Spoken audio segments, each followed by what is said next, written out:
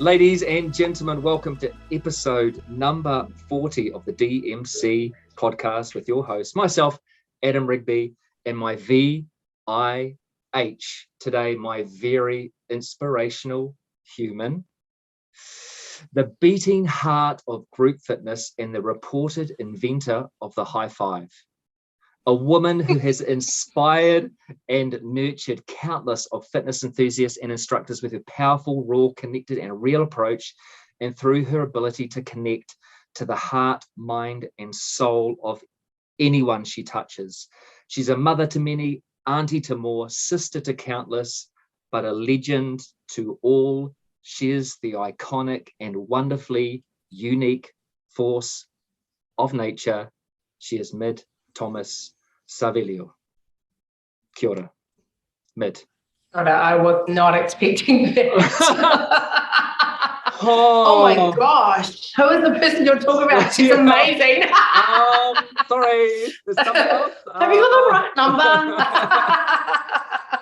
Honestly, no worries. It's true words, and you know, when I think about all of the things that I wanted to write down about you and how I felt about you, it's kind of impossible. It's you know, like trying to choose favorite moments or favorite moments of ours or favorite children. You just can't do it. So trying to condense actually the superpower that you are was really difficult to try to put that down. So that the opportunity to just connect with you and have a conversation with you and share some of our connection, and again, that wonderful power that you have. I've talked to people before. This series is about people who have affected me personally, but also that I know have affected many other people in such a wonderful way. And you know, I look at you as the reason I fell in love with group fitness. And so for me to come and connect with you really means a great deal to me. So I just want to say thank you for that. We're going to make me cry. There we go. I haven't even started talking. I really didn't expect that. Yeah. Anyway, thank you. That was beautiful words. No, it's true. And you know, when we started way back teaching, we had an idea. It was we were provided with these videos, these DVDs of people doing exercise. We got to know the exercises and the programs, but we weren't really connected to the purpose and the heart and soul, and I reference you as the beating heart of it. And to see you enter a room and the energy and the love that you had for everybody was just inspirational. And I thought, if I can tap in just a little bit of that, and there are times when I needed to, right? When I needed your inspiration and guidance, and you were always there and you always have been for everybody. I'd really love to dive a little deeper and just to go into the essence of that and where that came from. Gosh, what a big question. Yeah. Well, one thing I can say, it was always authentic. Yeah. Adam Rigby, you weren't supposed to make me cry straight away. Look, I guess, where does it come from? Gosh, I'd have to say my mum. Yeah. You know, I didn't have a great upbringing. I had a horrific upbringing, and many people know that. I've never had in my past. Okay. Finding the peace inside of me. Thank goodness I've taught 2 stretch classes today, Adam Rigby, and I really didn't want to have red eyes. You know, I had a really challenging upbringing, you know, without going into the detail because that's not necessary. Yeah. But just consider every awful thing that a child could go through. I pretty much came close to it. And, you know, sexual, physical, emotional, and mental abuse. And so when you go through that, you know, this is going to sound really weird, but I feel like the lucky one, because throughout all of it, my mother loved me. Yeah. Unconditionally, and still to this day. And despite the horrors, there was this unconditional love. Now, it's quite possible that I had a very lovable spirit, because my mum did say to me that she never saw me get angry until I was 4. So I was either special needs or a special kid.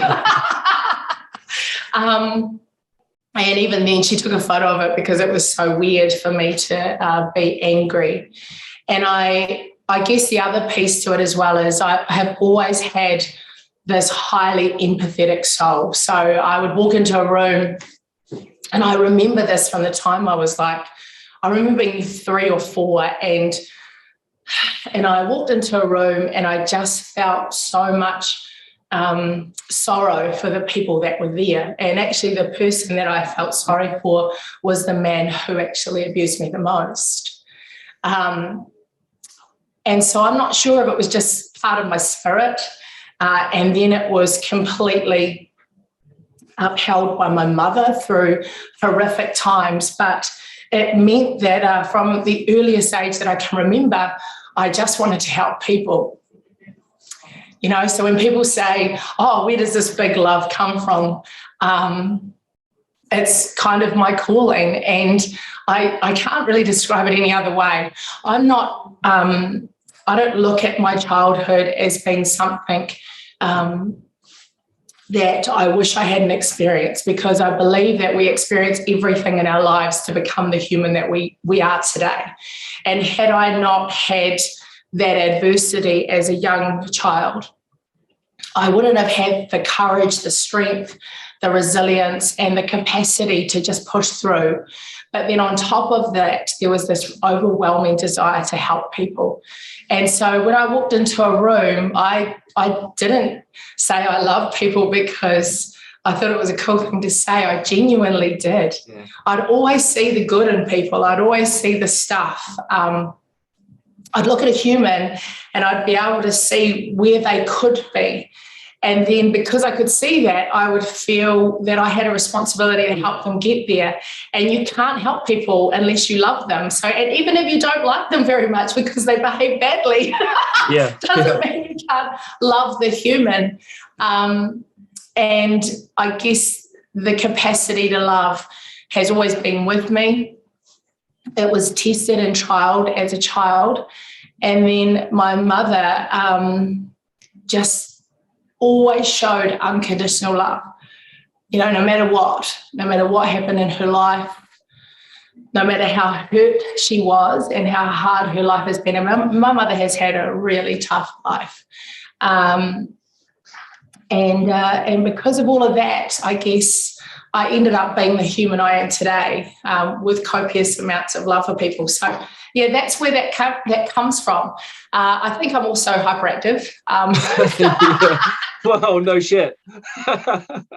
Quietly. Apparently, I couldn't sit still as a child. My mum said that, you know, I was just the ever-ready battery. I just never, ever sat still. So that never changed. So take huge resilience from a really challenging upbringing, being shown unconditional love on several occasions throughout my whole life, and then add that to a deep-rooted empathy and a desire to help people. And I still feel like that today. I still, you know, I don't get the biggest buzz out of my own success. I never did. The fact that I helped people was my success, and that's what gave me more joy. And I would see so much hurt. I guess I was exposed to so much as a child that I could recognise it really quickly as an adult in others. And because I could recognise it, I wanted to help. But the one thing about wanting to help people is you cannot help people until you help yourself. And so I had to learn to love myself, Adam. And that was probably the biggest journey, was to figure out that I'm a pretty cool human, and that I needed to accept a whole bunch of stuff about me in order to get to the other side.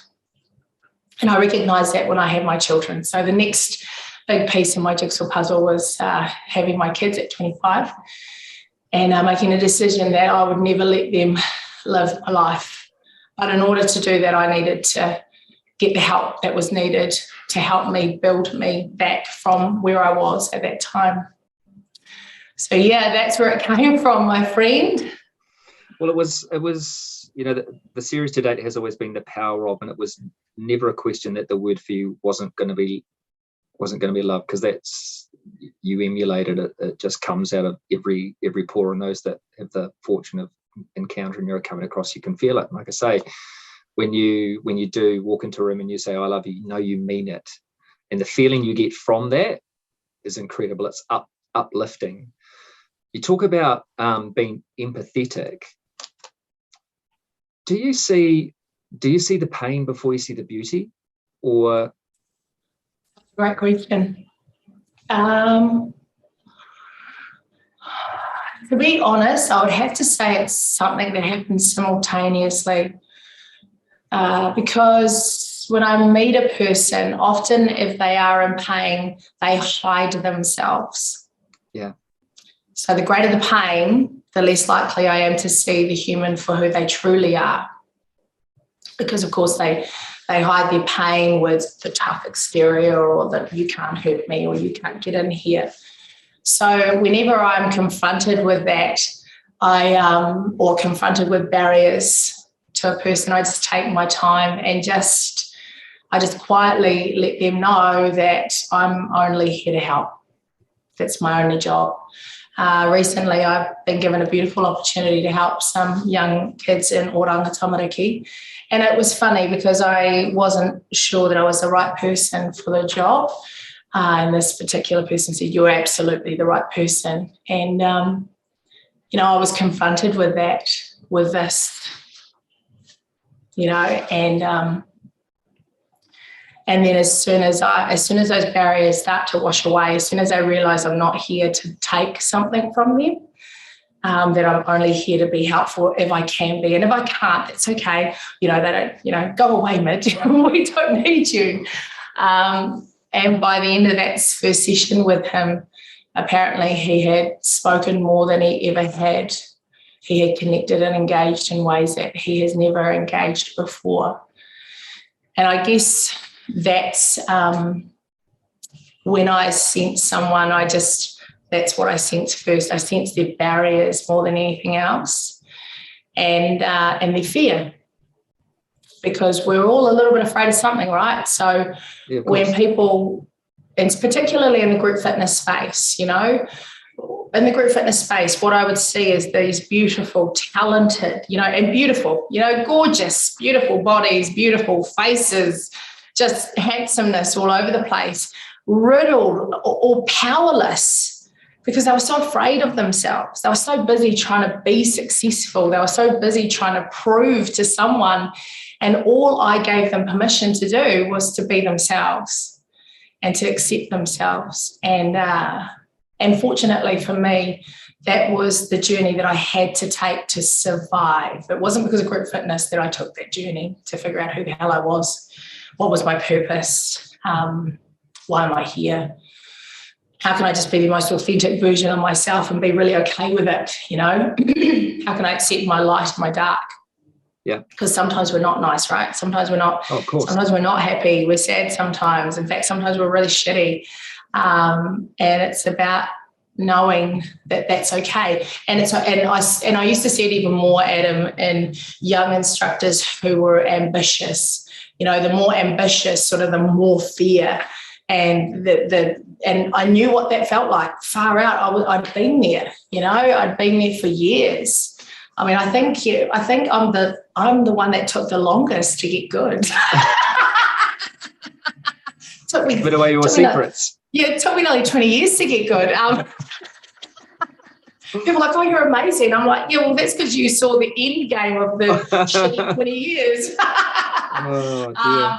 So I guess for me, if I could, when I look at people, and when I was particularly in the role of national training manager, it was my job to seek out talent, and talent is obscure. It's in the weirdest possible places.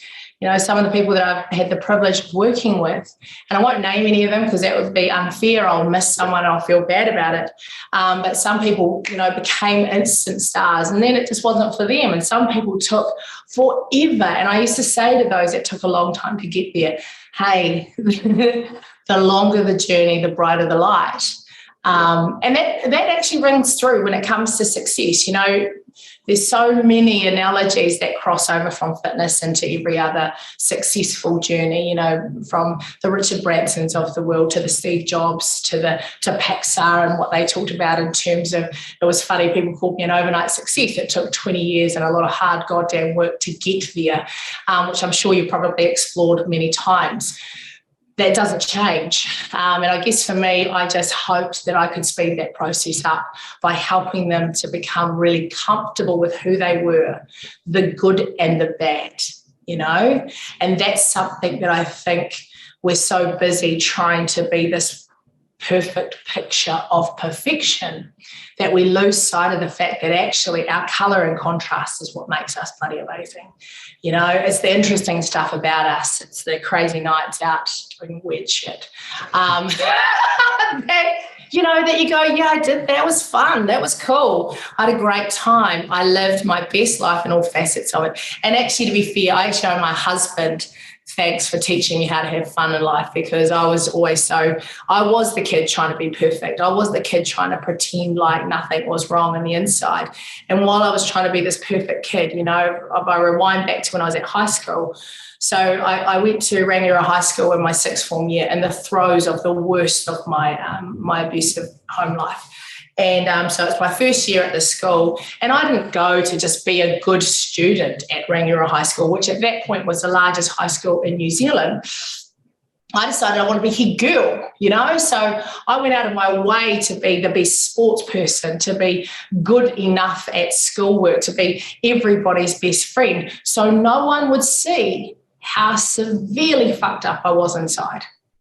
Yeah. And so it wasn't I was being successful and I was pushing these boundaries because I believed I was any of those things. It was just a way to hide what was going on. So I guess because I had lived an extreme space, and to give you the context around that, in my seventh form year when I'm sitting my bursary exams, we're also prosecuting my adoptive father for what he did to me, and he got 10 years for the crimes against me, which is pretty massive. It means that the stuff that he did to me was pretty terrible, which I know it is, but I'm not going to go into details because, you know, I don't want everyone to cry and I don't want to trigger anyone either.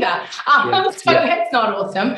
But the reality was I was so busy trying to push this bucket to not be seen because everything on the inside felt shitty, dirty, unhappy, not good enough. And so when I saw even remote amounts of that in some of our stars, man, I just worked my ass off to help them accept themselves and to let go of those fears and to just know that when you sit in your authentic self, you fly. You absolutely fly. When you stop hiding who you are, you just don't have to try, you know. And I mean, Les Mills did a great job. They put it into some training and called it AIM. So, which was awesome. And that was the purpose of AIM training, was to try and get people to be their authentic selves. But being authentic means letting go of the stuff that you think people don't want to see. And the reality for most of us is we are all a little bit of everything. We all have great days. We all have bad days. We all go to the toilet the same, you know. Everybody's shit stinks. Most of us. Pretty much, you know. So, yeah, so that's kind of where that all comes from. Yeah, and I guess through experiences in life, we do build up these characters, and some can be superheroes, and whether it's the avenue is humor or strength, or you know, you have to be the athlete. You build up this character to protect you. It becomes a vessel in a lot of ways, and leads you on to the next part of your journey. Do you think that's the vessel that led you into group fitness? Or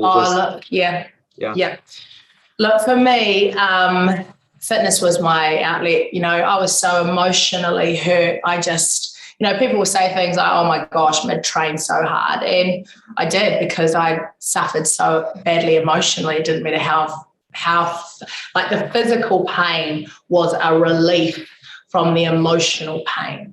And so I understand that now, and I understand why I train so hard. I'd like to be more emotionally in pain right now because I might train harder. I Give should us an train hour. harder, but Give us an hour. Unfortunately, I'm happy now, so I'm just, doing normal exercise. No, I'm kidding. But yeah, look, I always say this, and I am going to refer back to Les Mills, because for me, Les Mills was my lifeline. Yep. And I have huge amounts of loyalty to that company, like beyond reason, probably. And the reason for that is because Les Mills picked up a 15-year-old kid that was broken. And through all of those great role models, like you talk about me being a role model to you and to so many others, I had that. Maureen Baker, she was like my mother. I still to this day have so much love for what she did for me, because at 15 I started teaching group fitness and I was a shell. I was not a human. I was a walking shell. Margarita Watney, Stephanie Eagleton, nobody knows of these people, but they were my lifeline for the first 3 years of my group fitness journey. And without them, I wouldn't be here. And then Cliff Hiddewini, he took me on when I was about 18, 19, something like that. I think I was the only instructor that turned up with hickeys all over her neck. And he had to have a conversation with me saying that was inappropriate. I was like, yes, sorry. And, all of those stories people don't know about because they just see mid the national training manager or mid the inspiration. They don't see that journey prior to that point. And then I think of other people who have come into my life and become my lifelong friends, like Carla Fitzsimons. Yeah. And I mean, gosh, her and I couldn't imagine a week where I don't talk to her. She was my boss and somebody who I looked up to. And then, of course, I had people that inspired me. Emma Barry, Susan Renata, all of these people that were my heroes. I want Lisa Osborne, the woman's still a machine and a half. So for me, I guess physically the industry allowed me to unleash my emotional pain. But really, the real gift that Les Mills gave me was a lifeline. I don't know if I'd still be here today if it wasn't for them. I had some pretty dark days when I was a kid, really, really dark times. And, there was definitely moments in my life where if I didn't have to go and teach a group fitness class, there's probably a couple of other things that I might have done. In fact, I remember teaching at Taranaki Street, and I was teaching, I think, whatever the peak time body attack class was, and I would have been 22, 23. And I'd go and teach to, 150 odd people, and I'd rip around the room like this big fitness inspiration. And then I'd walk next door and go to a counselling session to deal with my shit. And I remember the guilt around that. Like I used to hide. I used to run next door to this counselling session hoping no one saw me, because I was so humiliated. I was so ashamed of my life. And because I guess I hid for so long, when I had my kids, I chose not to hide anymore. I chose to be okay with the stuff that I'd been through. And look, it's probably only been in the last 5 to 6 years that I'm truly can say that I'm okay with who I am. And in that interim process, of course, I just loved and I cared and I was able to support people. And, I was gifted with some stuff. God did give me some talents. I'm wasted. I should have been a recording artist. In fact, actually, I am. It's not too late. You, like Body 520, leader of the pack. Look it up. Yeah, actually, don't look it up. So, I had some talent. I was definitely one of those talented kids that could kind of probably have done anything she wanted to do. Got into law school, could have done that. Could have been in New Zealand, could have been in the Silver Ferns. I was a great netballer back in the days, but I would at some point sabotage myself. Yeah. At some point, just before I got to being really freaking good, I just cut my legs out and I sabotage. So when I stopped doing that was when I started to really think about how I could help others. And actually through helping others, I helped myself. Like at that point, did you just feel as though you didn't deserve the success, or was the success going to be too fulfilling, or was there too much joy in the success when you were hunting only pain or failure? Was it, I don't know. Yeah, a little bit of everything. It's such a good question. I would say it was fear of success, Adam, to be honest. Yeah. Because if I was to be successful, then that might mean that more people saw me. And if they truly saw me, they might see me for the fraud that I thought I was. Yeah. So, you know, I still remember Jackie Mills asking me to do body pump DVDs, and I said no. I said no, I don't want it. Thanks, Jackie. You're awesome. I said no a couple of times until I realised that I was saying no, not because I was doing it for my team. So to begin with, I was playing the martyr card. I was like, no, and look, don't get me wrong, when I took over as national training manager, we definitely had a team of individual excellence, like, you know, the Dr. Daves of the world, the Bevan James Isles, Georgina Clarks, Amy Stiles, all of these guys were the guys I inherited. You know, Tilvaga came on, which is, sorry, now Ben Siolo, you know, he came on as one of the babies during my tenure, but I inherited this group, Sarah Robinson, of absolute rock stars who were out to compete, man. Like, they were like, it was like, how do I create a team? Chris Richardson. Yeah. And I remember at the time thinking to myself, you know, how do I take these incredible humans and bring them together as one? And so part of it was that I said no to DVDs as a starting point, because I knew that as soon as I put my hat in the ring to be on the DVDs, I lost the opportunity to build real trust with my team. And I needed them to know that I wasn't competing for those spots, that they were there. I was pushing them 150%, not pushing myself. And that was, to be fair, it was part of the reason that we were able to create what I believe was one of the best teams New Zealand ever had. You know, I feel honoured and blessed to have been able to work with, and some people say lead. I never saw myself as leading from above. I always saw myself as leading from behind or beside. So that was always my style, was to lift up and support and to help if I could.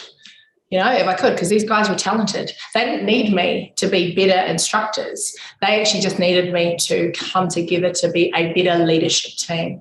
And so we really talked about legacy. And I talked about some stories, because I've been around for so long, 100 years later. I would say to them, you know, there were some instructors of my time. That's my Pomeranian, by the way, who my new baby. I'd say to them at the time, there were instructors that they hadn't heard of, because I'd been around for so long, right? So 15, I started.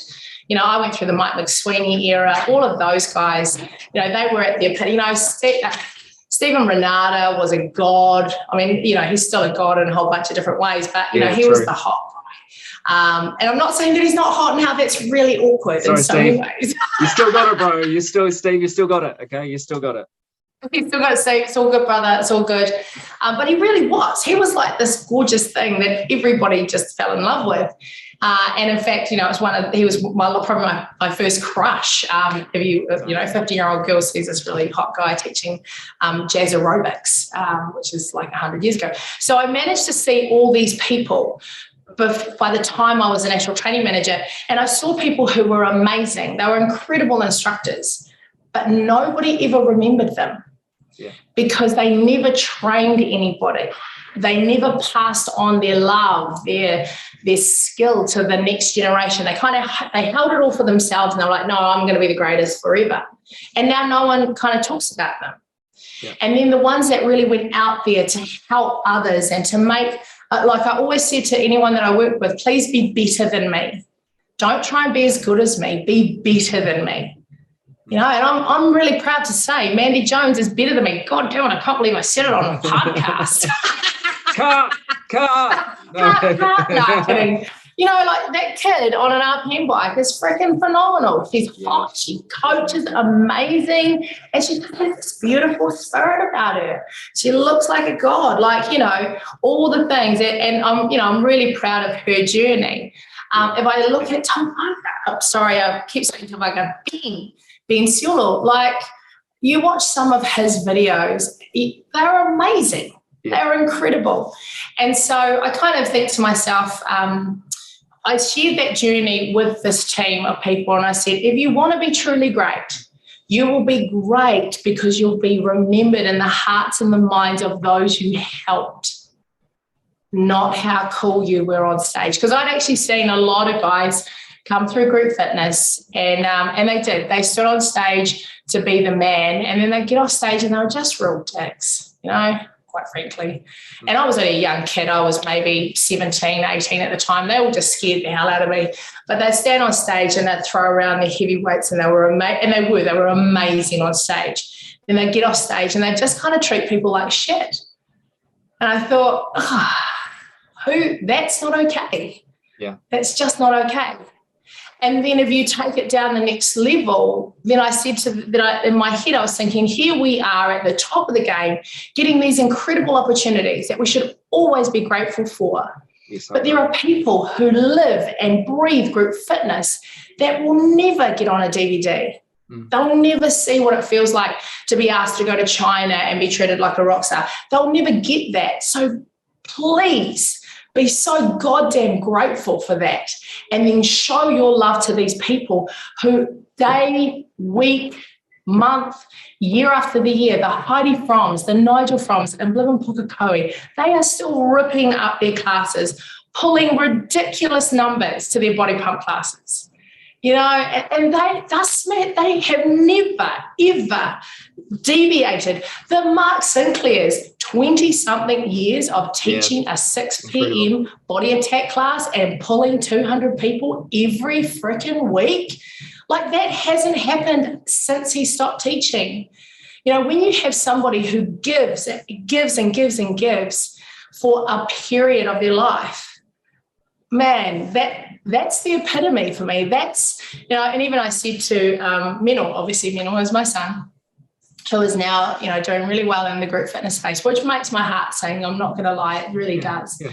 But I constantly say to him, Menel, I'm not a rock star. I'm nothing now, but far out, I freaking love my classes. I still love my classes today the way I loved my classes when I first started teaching. And it's because I love the people in my class. I love ripping up a great workout. I love the sensation of knowing that we are helping people. And I don't know how. I don't know what I bring to those people's lives, but I know I make it better for that 30, 45 or 50 minutes that I get the privilege to be there. So that was kind of the kaupapa. And that wasn't me. Look, I wasn't trying to be strategic or clever or anything like that. That's just what I thought was the best thing in the world. That's just what I believed in, and I still believe in it to this day. I still to this day believe that we have this privilege. And even within my own businesses now, I put a board in place for my business for B-Suite because I knew I'm crazy. And I knew I needed a level of accountability. But man, when I gifted them the authority to tell me what to do, I said, please don't ever forget that we are only here to help people. And in Māoridom, I call it kaitiakitanga. We are the guardians. We get an opportunity to guard and to look after all the taongas in the world. And for us in the fitness industry, it was people.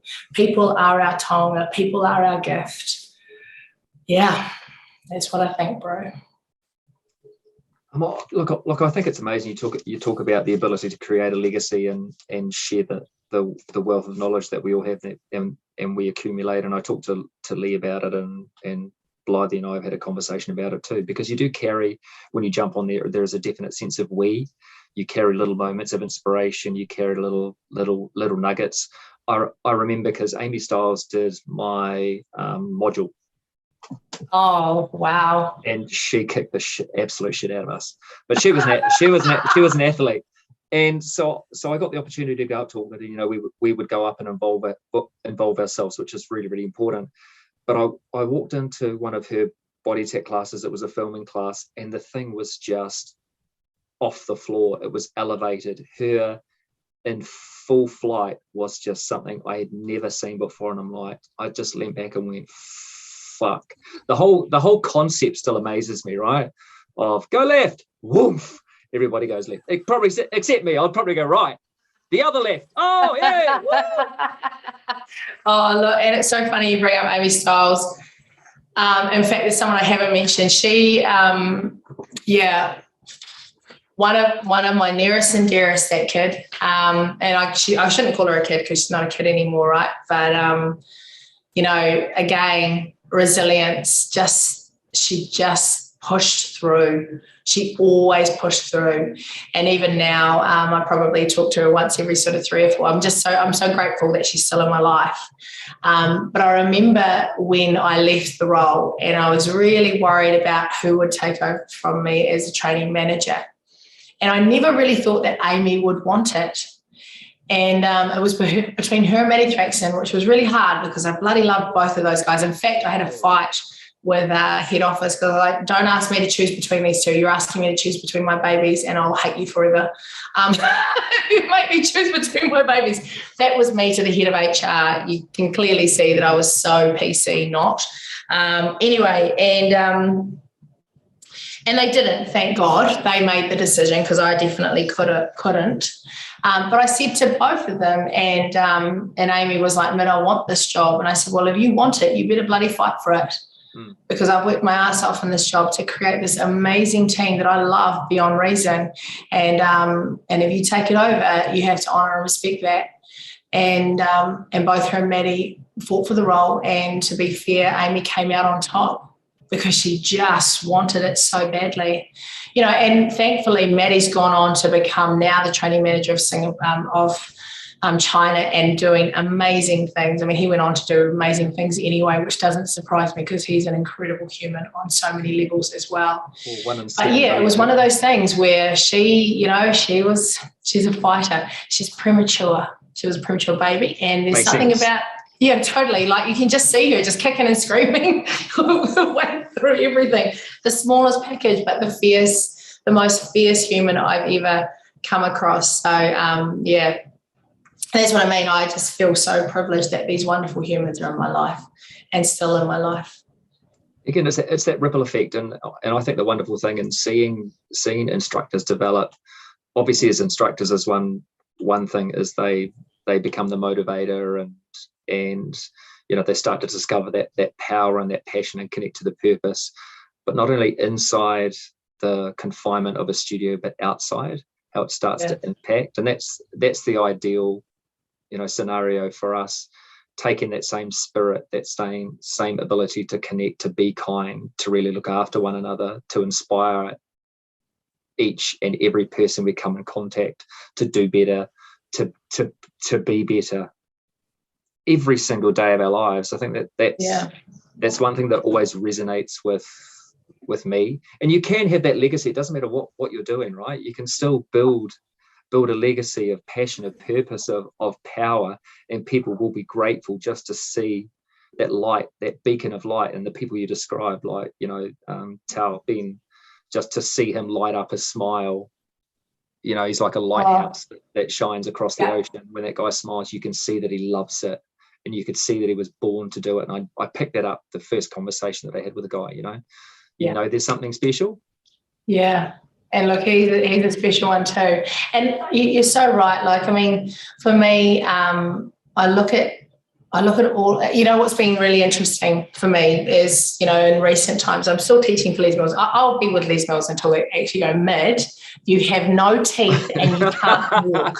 You cannot teach anymore. You're actually stopping people from teaching. Your knees are bigger than your hips. Stop it. And look, I say that as a joke, kind of. Anyway, but one of the things that I continue to see in outside of the Les Mills world, because over the last year, obviously, I've chairperson of the board for Exercise New Zealand, which has been a real privilege. So working in that space has been amazing, and being able to support the fitness industry that's given me so much in my life has been incredible, and particularly through a pandemic. Not that I've had to do a lot as a chairperson, to be fair. Richard Beattie has led the country, and when you see leadership like that, you just go, man, this guy is just on point. So it's been really nice for me. I've always been in love with Les Mills. I still am in love with Les Mills. In fact, every time I get too drunk on Chardonnay, I do ridiculous things like tell Philip and Jackie how much I love them. I'm sure they go, so what are we talking? Every Tuesday and Thursday, is it? Yeah, Monday, Wednesday, Thursday, Friday. Just a few days a week. But it's been really interesting being outside of the Les Mills world and seeing the other side of fitness, and there's the same love. Like, it doesn't change. All of these people just so passionate about what they do. And actually it's harder for them because there isn't that same opportunity as what you would get in Les Mills to be able to sort of become something more than just, and actually I shouldn't say that, to step outside of the realm of your own gym, because there isn't anything outside of it when you get into the freestyle world or when you get into other smaller facilities. It is just about that gym and about those people in the classes. And you just see the same overwhelming passion for what they're doing. So yeah, it's been a real eye-opener for me, because I've 30 years of my life has been Les Mills for life, so it's been really interesting. I'm actually going to start teaching yoga at rugby. Funniest yoga class of my life. No, might take me 3 years to get good enough to actually get into that goddamn position. But anyway, we'll see what happens. Let me introduce you to silence. Okay, we're done. Hey, look, I'll find a way around it. I'll just start humming. Oh, funny. People will sign up for that. I'm sure they will. I don't know. So I guess, if I rewind significantly and go back to, you're this young woman that's navigating life. It's a number of challenges. That's got to a point where she's on stage, an ability to express herself, to exorcise some demons, or exercise some of the demons. Do you remember the time when you just got your oh shit moment, where it was like snap and you realized that of the scale or the opportunity, or did the purpose unfold for you in one moment? Do you remember it? Do you remember anything like that? Yeah, I do actually. I have had a couple of moments like that. Probably because I was actually a choker, Adam. That sounds so bad. No, so I would, because oh my gosh, that was the worst thing to say. Okay. Anyway, whatever. Yeah. So I'm a person that would be amazing for rehearsals lead up to the big moment, and I'd just be overwhelmed. I'd just be like, and I'd possum in headlights. Jackie Mills would walk into my class and I'd be like, because I just freaking loved her so much. I thought she was the most formidable, amazing woman I'd ever met.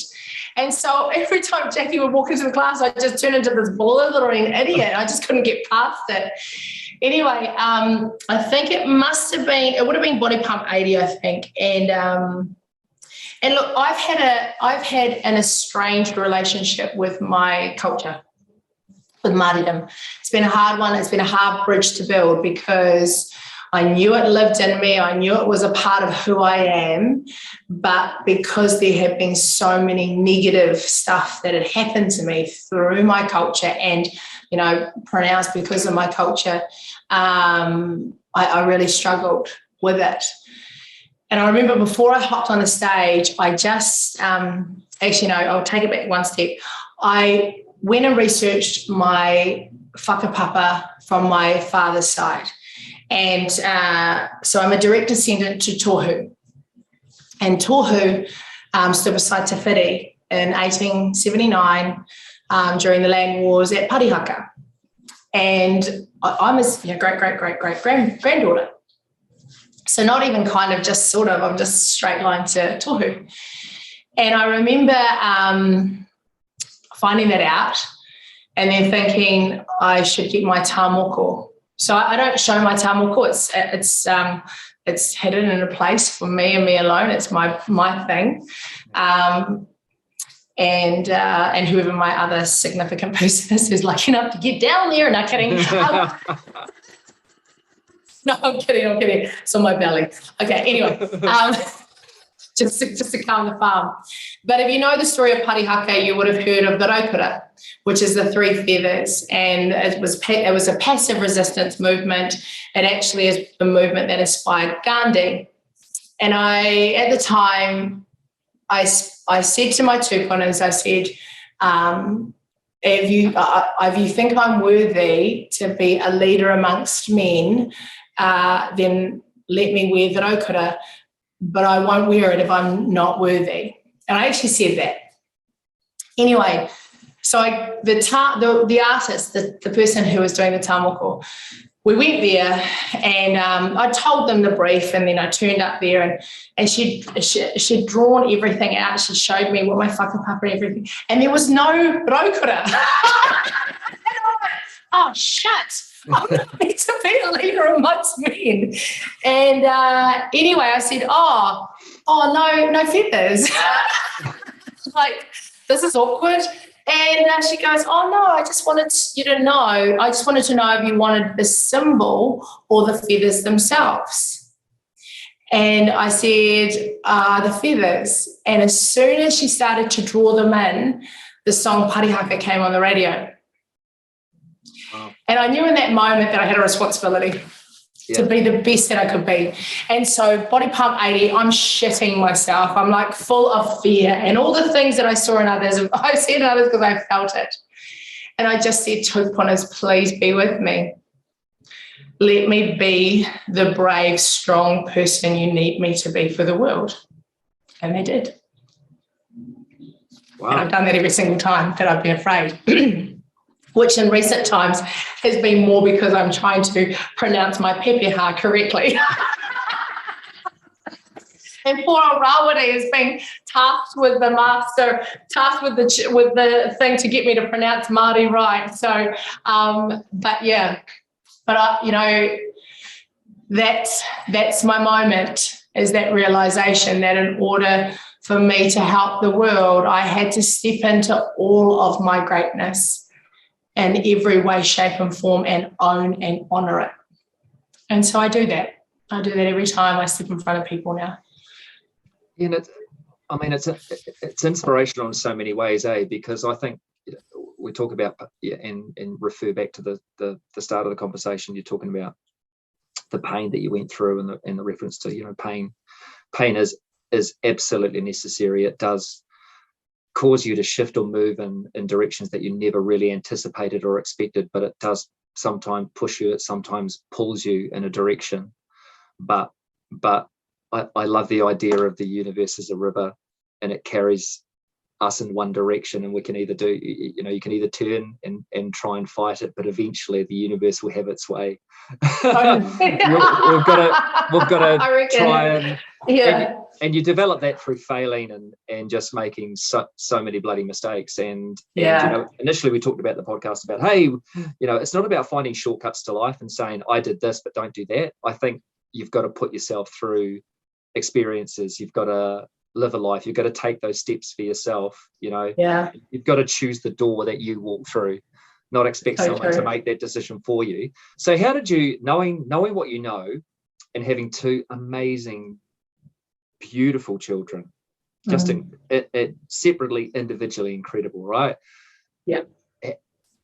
What's the process of trying to guide them? I mean, based on the pain that you experience, one's going into a world that you know and you love, and some parts of you kind of not reveres, is not the right term to use, but you're also wary of the pitfalls of the industry, and the other is finding her feet away from something that's been such a massive part of your life. How did you deal with that? Like, it's a complete split for both. Yeah, look, my kids, you know, and all parents will say the same thing. You can be the most amazing coach for everyone else. Your own kids are like, you're my mum. I feel you there. Yeah. Wow. So, look, to be fair, Menor is Menor has an amazing ability to work hard. So the stuff that makes Menor amazing is quite different to me. And Menor just has this pure tenacity. Like when he wants something, he just won't stop until he gets it. And he's just been like this his whole life. And he won't do anything until he's super, super good at it. So I recognize that in him. And to be really honest with you, the group fitness journey is not that, I can't take credit for that. That's Cherie Marsh. Like Cherie Marsh, gosh, and I love this chick. Okay, so she walks up to me, and there was someone else teaching body jam on stage, and of course Cherie Marsh is very opinionated around what good body jam looks like and what bad body jam looks like. And she comes up, and sorry for swearing, guys, hope you're okay with it. I figured seeing as how you're listening to this, you're okay, because Adam swears heaps. Anyway, she comes up to me and she goes, I don't know why the fuck you've got that on stage when you've got that at your house. You know, basically giving me a puka, and I said, well, that is my kid. And if you think that kid can teach, then you teach her. And she goes, okay. I went, okay. So she did. Now, anybody who knows Cherie knows how bloody hard this woman is. Oh, yeah. And I'm not going to lie. There was a couple of times there where, because Menor idolized Cherie, right? And Menor had forgotten some stuff, and she just ripped into Menor, and she goes, don't blame your mother. This isn't, you're playing with the big girls now. Don't fucking blame your mum. And I was like, I kind of wanted to like reach out and give my child a hug, but I was like, oh, but he kind of needs to learn this as well. Anyway, so look, and from there, I did a little bit of work with Menor, but not a lot. Where I came in Menor's journey is really getting him to appreciate the opportunity and the responsibility he has. I said to him, you're my kid, so you're basically going to have to be 10 times better than me for anyone to think that you deserve to be there. And so he just did. And then I said to him, I don't care how bloody good you are on that stage, when you get off, you be the nicest human in the world to all those wonderful people who are there. And he does. But to be fair, the real gold in his journey has been Cherie Marsh as being the person that started him. Nikki Lord is amazing, took him on the next part of his journey. And look, right now, I've been in debt to the Les Mills family my whole life for what they gave to me, and now what they're gifting my child. Anything they want, they've got it. Because, you know, Gandalf and Diana Mills have been amazing to my child, and I'm just so grateful. And I just make sure that, I guess, Menor understands the absolute responsibility that comes with being in this space, you know, because so many others have worked so hard to be here. So now with Aunty, she is formidable. She scares me. I wish I could get her into teaching group fitness. She would be a phenomenal pump instructor. But you know what? She is her father through and through. So the funny thing about my two kids is we've got Menor, who is he's very, very driven in terms of how he lives his life, but he's got this quite wiseness about him. And he's very, very sort of old soul feel. But he does listen to me.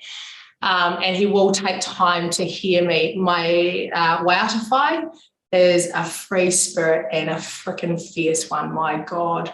I've seen this kid when she was 18 years old take on a 40-year-old woman who had turned up to their party and she was not invited.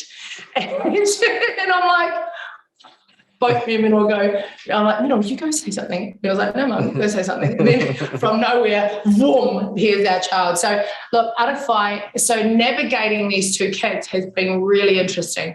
Aunty is just, is ferocious. And when she figures out what it is that she wants to do in her life, she'll be unstoppable. And I guess the only thing I can say I've done for both my kids is I've always said to them, I never want you to get a job. I never want you to just go and do something for money. You've got to do what you love. And even and that's been the case our whole lives. We both, me and my husband, are the same in that space. And so at the moment, Aunty's at university doing psych and criminology. I don't know where that will land, but navigating and nurturing her has been a completely different process to how we've navigated and nurtured Menor. And, any parent will say the same thing. 2 children, even though they were twins, came out of my uterus at the same time, and completely different in every way, shape of the word. And I guess the story around Aunty is that she's the one we talk about the least, but man, when our family needs something, she's the first one there. She's a rock. She doesn't even know how big a rock she is or what she means to us yet. She probably hasn't figured that one out. But she really is. And she's the first one Menor will turn to when Menor needs something. And the saddest part about Aunty is because she is that person, and she's probably more like me and her father than we give her credit for. She will just stand alone when she's hurting. And that always worries me with her, because she won't be the first one to come to us, whereas Menor will come to us, but Aunty will just stand alone. So we keep an eye on her at all times. But yeah, it's not my greatest gift that anyone gave me in life is my kids. I can't imagine anything more wonderful. Don't want to have any more, but threw that in real quick. Happy to have puppy children. Happens to us all. At least it's not cats, but not against cat people. If you love cats, I love cats. Get as many cats as you want. We love. Look, I would have been crazy cat lady if Peter didn't marry me. So I think anybody who's had kids will just absolutely feel the sentiment, because we were talking about in levels of love last week to Marlon. Just, I think the love that you feel when you meet your significant other, when your heart gets bigger, there's just this incredible depth to your soul when children arrive and you hold them in your arms for the first time, and the light shines, but through them. Yeah. And it's I don't think it's an accident. It's funny that parents' expectation that kids should come out exactly the same, like they've come out of the same packet. So why aren't they the same? Yeah, no, not at all. But that just shows you. I don't know what the universe draws on, what makes up a spirit or a soul, or where those individual pieces come from. But every one of us is unique. I talked to Marlon about it again. We come out with a superpower, trying to develop that. We're brought up in sometimes circumstances that limit it or inhibit it, but eventually through the experiences, the pain, we unlock little pieces of it, and eventually we get to a space. And I know people who still haven't quite got there, and that's fine. There's no timeline to it, I guess. No, I don't think so. Some people find it incredibly early, and some people will continue to struggle to find it. But I think the more people we can connect to, the more people we can have conversations like this with, the better. If I think about, you talk about the empathy side, and man, we're living in a just crazy world at the moment. And we got to a stage where, I refer to you as the inventor of the high five, because there's not a hand in group fitness that you haven't hit at least once, twice. Well, I've definitely. Yep, good. Yep, lots of diseases here. Yeah. Have you seen my fingers? Oh, funny. The claw. But the connection. How have you dealt with? I mean, I guess there's avenues and vehicles we can turn to make sure we still get the connection, because you crave it to a certain extent, eh? I mean, you thrive in an environment where there's people, there's interaction, where you can feel the energy of others, where where you belong is, or where you are needed, which is amongst people who are suffering to help. So what do you do when you're pulled out of that, or that how do you cope with being separated from that? Well, it's a really interesting conversation, and it's a high five, right? Yeah. But it's the way that I am a physical person. I touch. That's my. I wouldn't say it's my love language. My love language is actually service, but it's definitely a close second is feeling that human connection. And it was not easy. It was hard. It was actually really, really hard. Harder than I thought it would be. And then when we got to go back into classes, but we couldn't, touch, it was like, hi. It's like spirit fingers. I'm touching you from a distance in a weird kind of way. Thankfully, I'm weird and I own that shit, so I'm good with it. But it's probably where I've felt it more, because obviously in recent times I've been doing a lot of work with the Rawiri Hirani, and we've been doing lots of stuff, and actually the space of Tiriti Waitangi and cultural empathy. So we've been creating training in this space. So when I meet people for the first time, because I'm meeting people and normally I would connect through hugging, we can't. And so I've had to figure out, how am I going to authentically connect with these people in a way that feels right for me. And look, again, I go back to that space of just sitting in yourself, because the question I would have to ask myself is, why do I need to touch to connect? What is that about? If I cannot connect with that person because I'm not touching them, then there's something wrong. And and at the moment, our piece of work, like we've been doing lots of, and we're looking forward to next year. We've already got loads of work lined up for next year in this space, and it really rocks my world. But it's about just, again, you can look at someone and you see them. You see, that's the piece.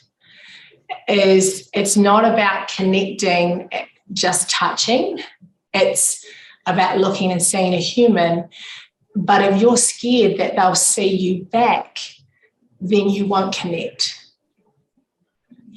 So when someone says, like Bevan James Eyles does this all the time, right? People say, oh my God, I had a conversation with Bevan and it was like he just so wanted to hear about me. And that's the truth. That is Bevan. Bevan is the guy who goes, I feel like I'm missing out if I don't hear their story. I find people fascinating. And so I guess for me, connection, we think of connection as a touch. But if we think about, and look, I'm not the person to talk about spirituality, but I can talk about connectedness. And we are all connected. We just choose not to connect or engage because of our own fears. And so we put these little barriers up to stop people from coming in, to stop people from seeing us.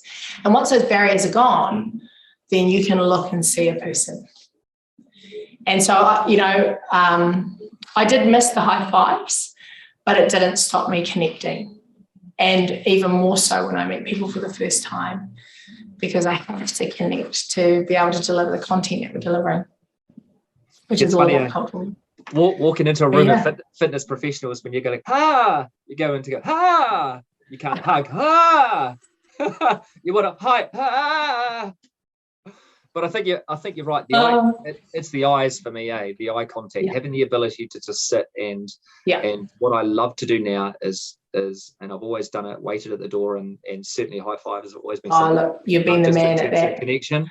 Yeah. But now it's just making sure that I have a moment where I can contact and look at and into the eyes of every one of those people that leaves the class, and I love those moments. And like one of my things, if you can be anything, be kind, and if you can share anything, just make sure it's a smile, because it's infectious, more infectious than certain other things around.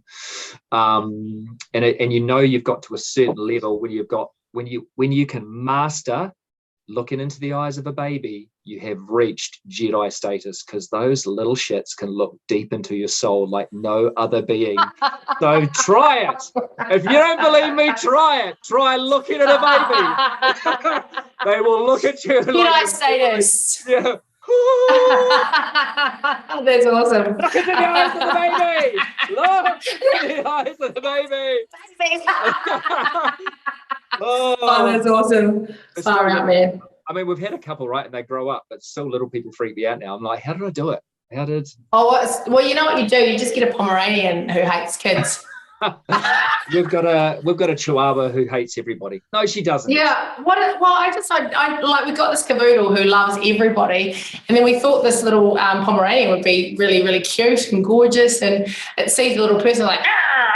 And I'm like, oh, Mandy and Ra's kids. But although Miriama did break through that barrier, of which Micah showed me, he was like, come, Aunty, look, the dog likes Miriama. I'm like, wow, she probably hit the dog a couple of times to get it to that point.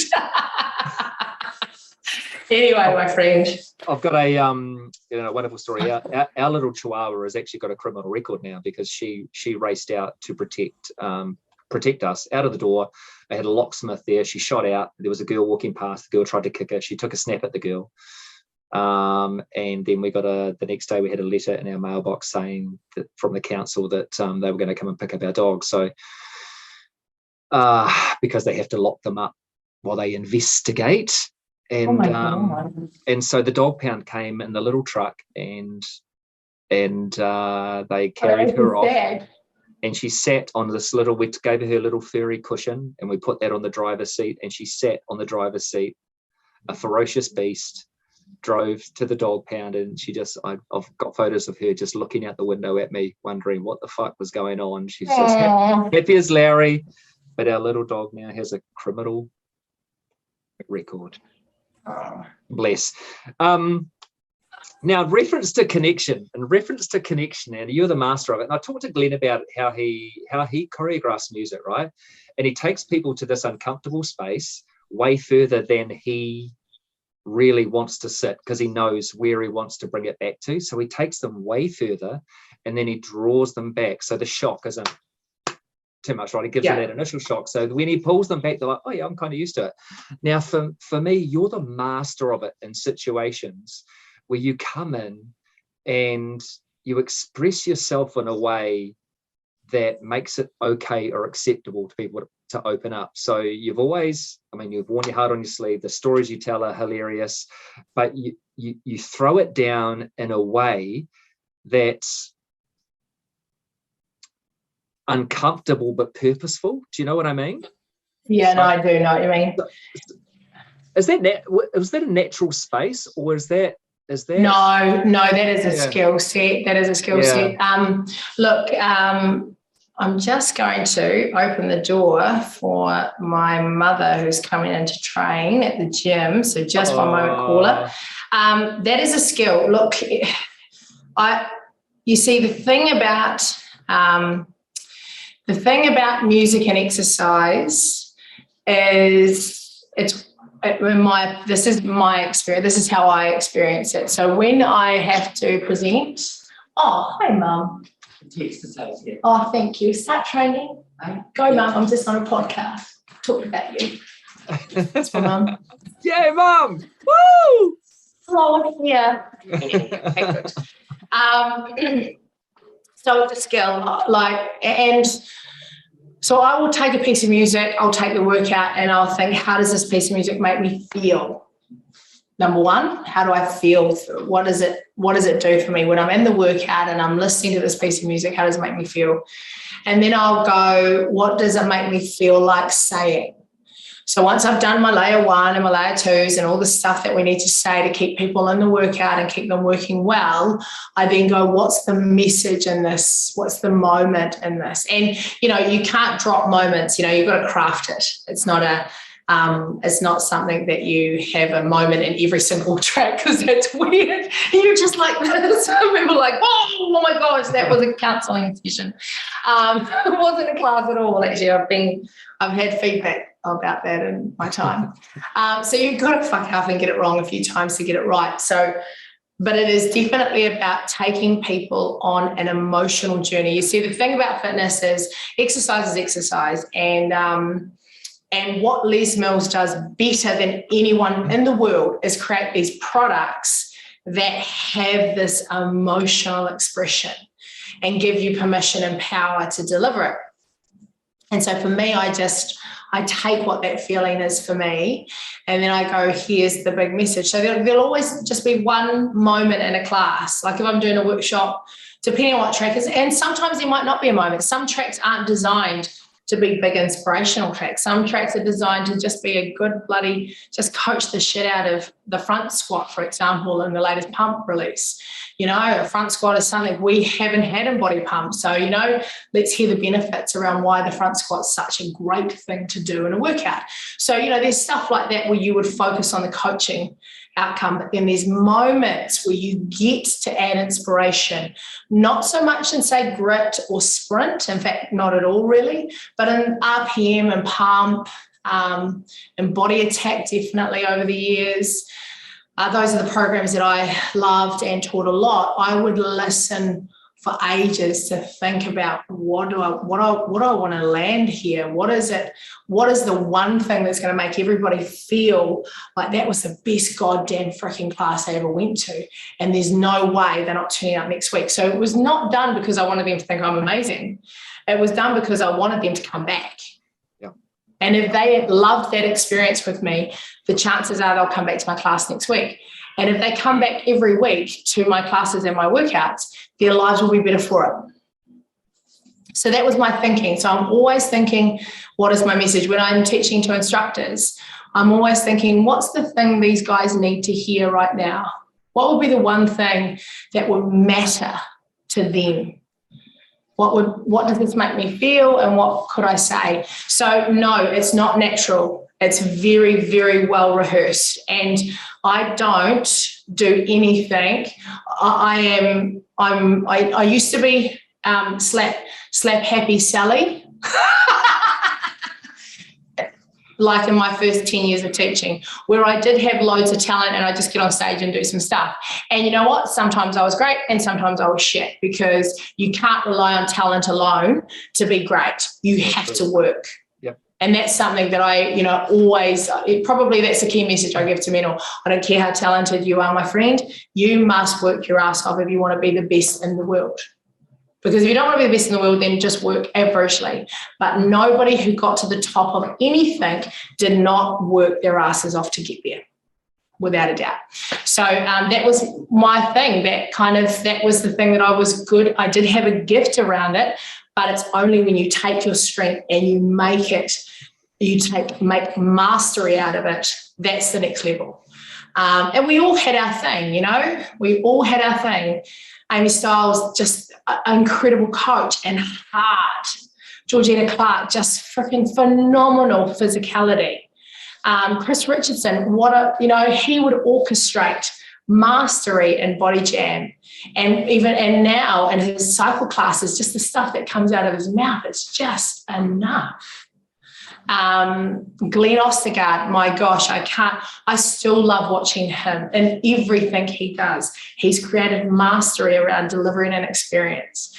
So no, I don't believe any of us get to where we get to. I think the saddest part about the group fitness industry is that when you're really good, your body's not.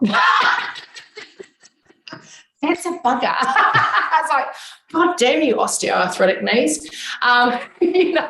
Here's this really good stuff coming out of my mouth, but man, can the body move in the same way that it did when it was 25? No. It's a bit of a conundrum, really, isn't it? Because we've got these great physical bodies when we're younger, and then we have great physical bodies through our 30s, early 40s, and then, you know, depending on lifestyle and where you land will depend on whether or not you can physically continue beyond that space, and that high athletic space. You know, I'm not talking about the yoga or body balance or anything like that. You can definitely do that for long periods. Hence why I'm teaching that. So, well, that's why it's important too, to just connect with the young ones and show them the way, lead them to the purpose, give them a sense of themselves. Yeah, it's an interesting one, because I don't know if I think as leaders, and, you know, if we think of ourselves as sort of co-martyrs or whatever it is, we can definitely guide them, but we just never know what lessons the universe has for each human. So it's, you know, you can You can try and get them to do it the way that you might do it, or you can just give them the thoughts. Yeah. And then let them figure out the best way for them, is my thinking. That's what I've found has worked better in recent times with younger ones, because they've got to, like all of us, we have to make our lives our own, right?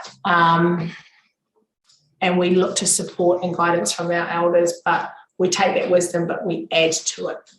And it's the adding to it piece that older ones can't give to the younger ones. And I see these young ones that have been coming through lately, and, you know, and they've been amazing. It's been really nice to see their journey, to be fair, from when they started to where they are now.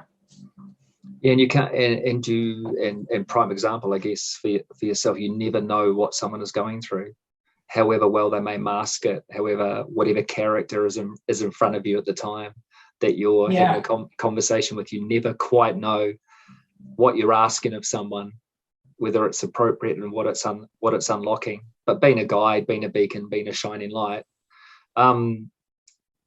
So if I take that philosophy kind of outside the realms of the studio and out of group fitness, you're sitting in a room with people, and again that skill to push it just a little too far, and you're talking to people. I don't know why I'm laughing already.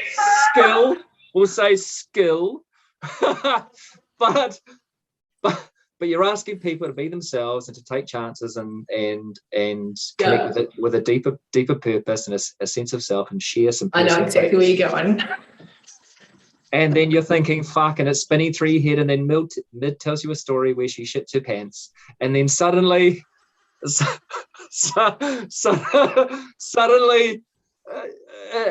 scalable, right? I did shit my pants. Fuck, it was awful.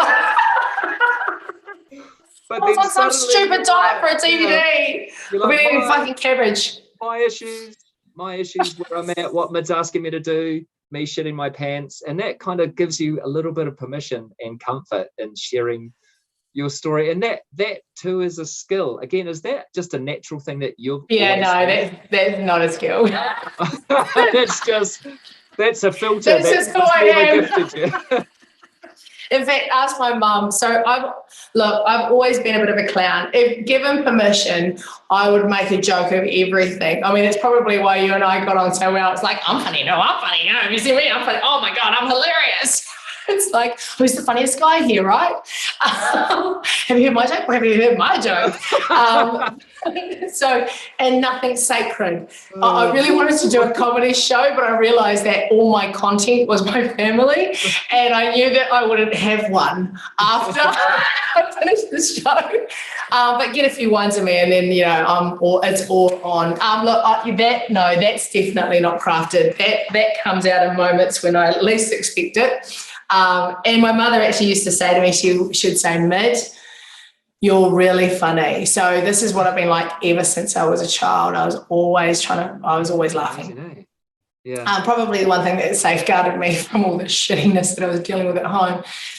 Anyway, and my mum said to me once, she goes, you're really funny, Mid, but because you tell such personal things, you could hurt people's feelings. And I'm not going to lie, there's been a few times HR have pulled me aside, and they might have said something like, why did you pretend to masturbate in the corner when you were doing that speech? And I said, well, it was my happy place. Hello. And, that might have been the reason that I nearly didn't get the Hutt City club manager role. They did give me some words on that. They said, look, man, that kind of behaviour is not okay. So I've worked really hard to not bring that out over the last 7 years. So I think it's part of the reason why I thought to myself, maybe I shouldn't run for council. God, the media would get it. They'd have a field day with me if they think that Simon Bridges is bad. Anyway, so yes, I definitely I don't plan that, any of that. That's au naturel, my friend. It's amazing how just the right words at the right time and 12 months in a shock collar can actually assist you in amending your behaviour, eh? Pretty much. It's pretty bad because I have to lip read the first sentence of your stuff because of my microphone. So if you're wondering why I'm like, Ah! Anyway, yes. So this is so you took it there. Thank you for that. Everyone was thinking what a wonderful, inspirational human until they realised that I shit my pants. And you know what? Fuck it. I'm pretty confident all of you have done it. Yeah. Well, you all did it when you were a baby. We have all done it. We've all done it. Not necessarily as an adult, but we've all done it and take ownership for it.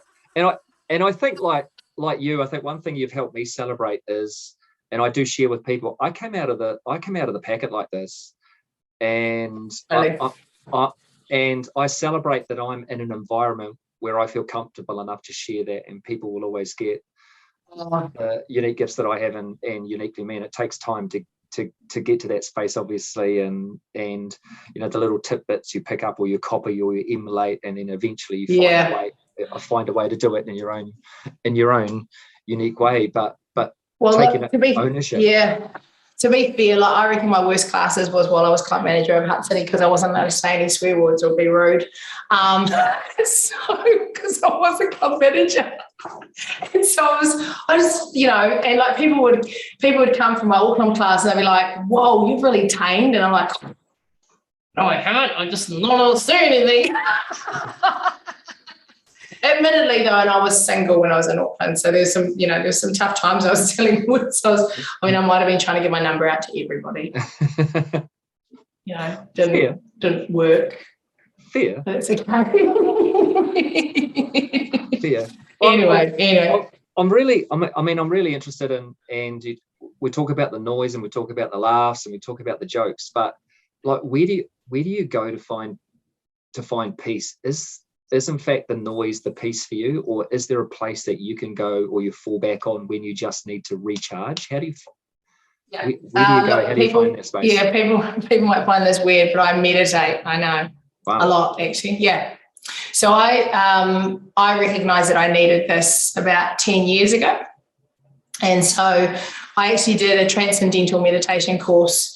Yeah, it would have been about 10 years. I was about 34, 35 at the time. And I was just so go, you know, like I was just like, you know, I would go to sleep at 11 o'clock and wake up at 2:30, you know, and then I'd work all day. Yeah, it was just, and that was with no drugs. I've never done drugs in my life because I know for a fact I've drunk copious amounts of alcohol. I've had the odd cigarette from time to time, but yeah, never did drugs because I knew I have a highly addictive personality, and I knew it would just send me on a tangent that I wouldn't come back from.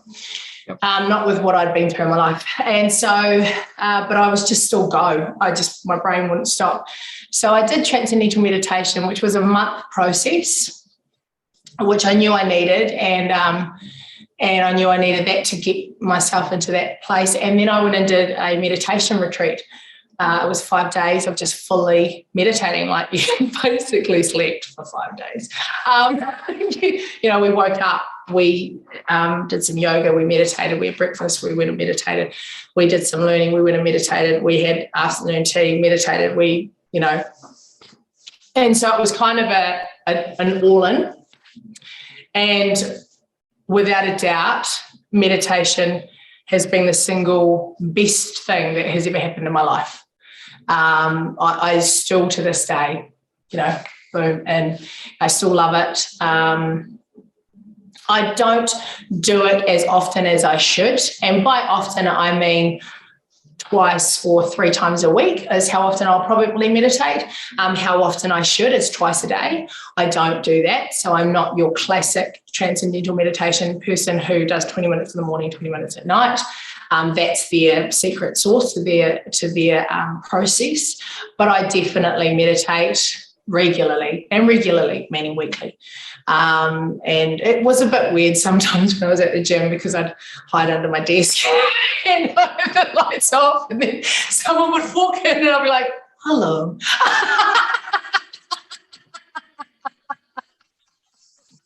It's like, what are you doing under the table, club manager? Nothing to see here, darling. So yeah, that is actually, and to be really honest with you, I have, and my bad habit is Chardonnay, which is a great habit, and Reese and Carla. well, they're not my bad habits, but they enable me in that space. And look, I've had some crazy times, which I don't regret at all. I would, I'd have them all over again. I've lived, I've had fun, I've done stuff that I can tell my grandchildren about, where they'll probably go, gross, Nan, and which is fine.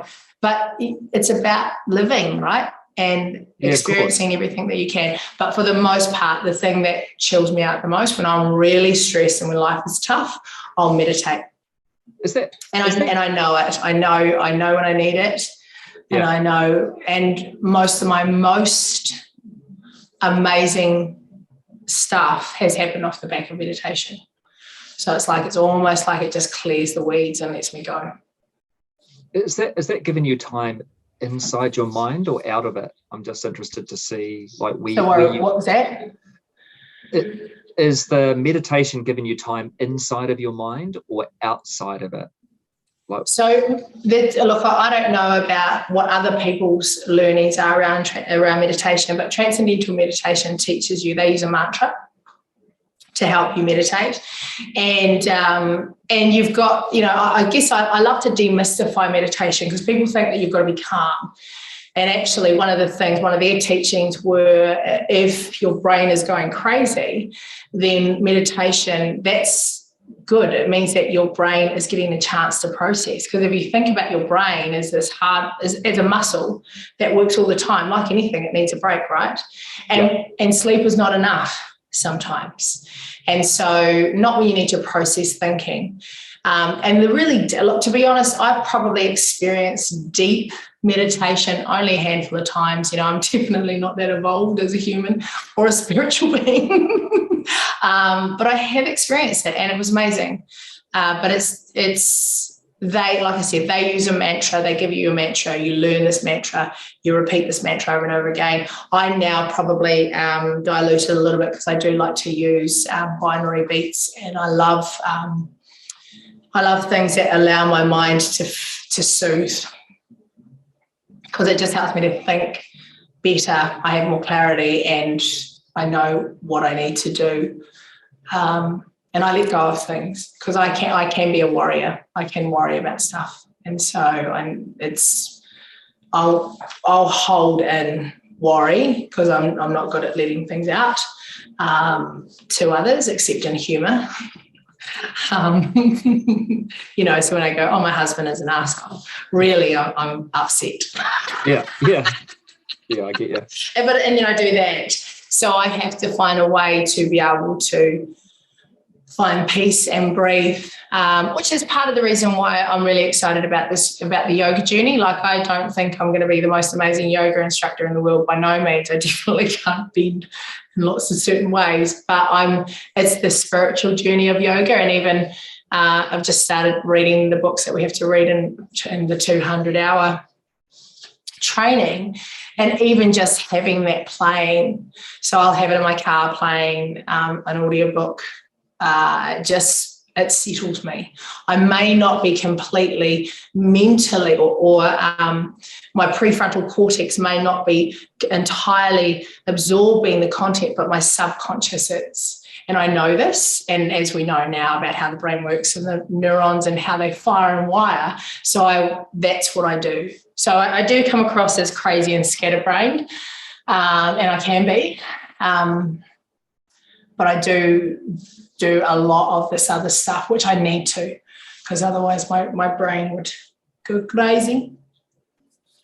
Yeah, no, it's a crazy brain. Yeah, it is that quiet time. But was there massive resistance? Did you find yourself really fighting the process in the first week or 2 weeks? Oh.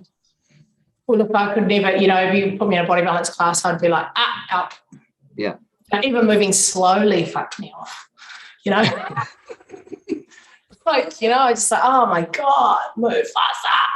I don't like doing anything slow. It just annoys me. I don't even like watching movies. I like to fast forward movies. I mean, how bad is that? So I'll fast forward the boring bits. That's how I managed to consume a whole series in a day.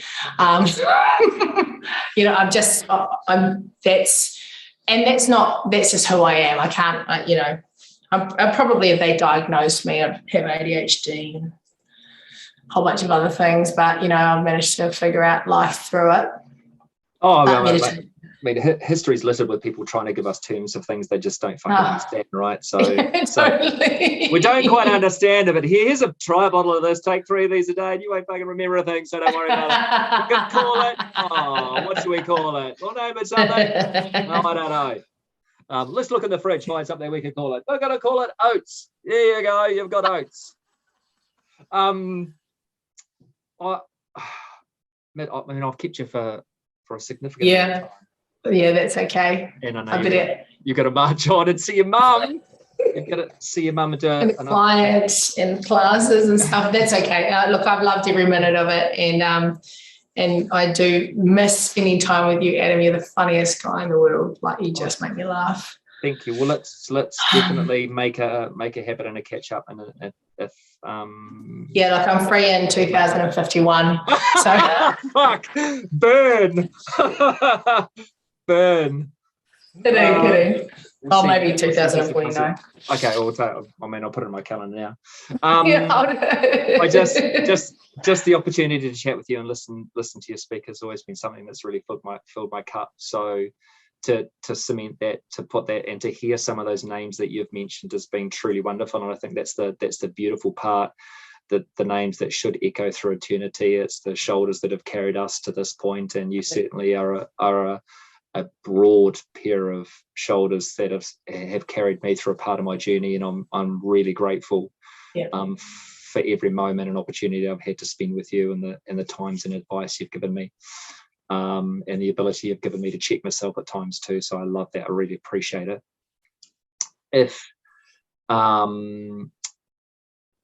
We talked at the start of the podcast, just prior to the intro, you and I said if there's something that you can leave the people with, or you've been inspired to say, or something that you feel as though is the right time to say something, to share one thing that you'd like to say to our viewers, to our listeners, to our army, to our family of Deep and Meaningful Chat podcast listeners, I'd be truly grateful. Is there anything that you're compelled to say?